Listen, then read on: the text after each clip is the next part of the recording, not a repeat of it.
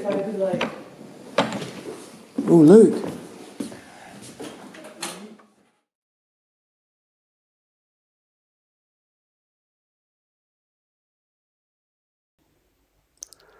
I can't pretend any authority about Wittgenstein. I wish I could.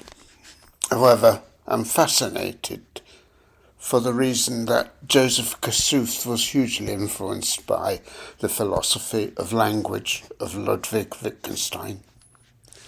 I agree with the view that Kossuth's work explores in particular how words relate to objects they describe. And for some reason I find this architectural, if that's the right word. I understand that Wittgenstein put forward the claim that the meaning of a word lay in its use. Rooms, spaces, areas of buildings are invariably referred to by their use. So the general practice for architects is to annotate their drawings, in particular the plan, by use. The words are simple and functional: entrance, reception, stairs, kitchen, office, etc., etc.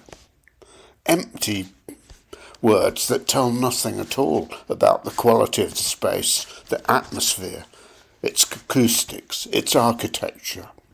I'm not sure where this is going.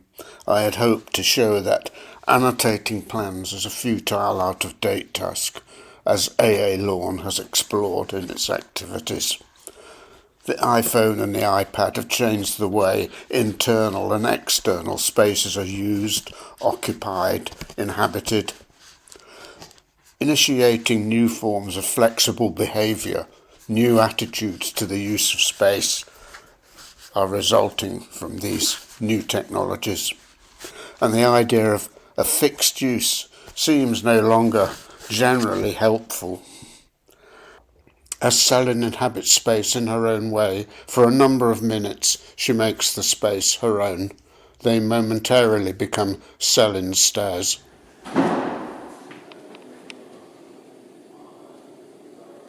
She becomes part of the memory of that place, those stairs.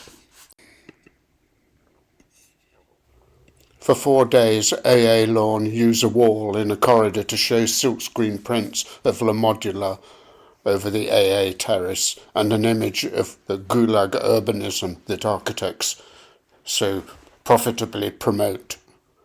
Almost at the same time, Valentin's unit make a corridor a 4-hour workshop, and then by carefully arranging the completed work on the wall, leaves it as a 2-day gallery to be then repurposed as a crit space, furniture store, whatever. Perhaps it is worth considering how spaces and plans are named.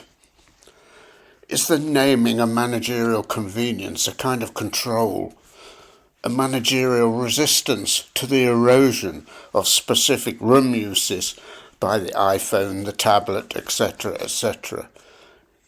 If the meaning lies in the use, then a case needs to be made why any architectural space should be named by its use at all.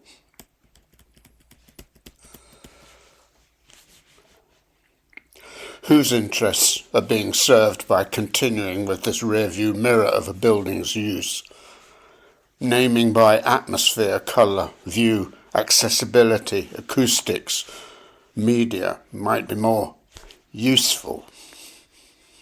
Transgression, misuse and use, surveillance architecture.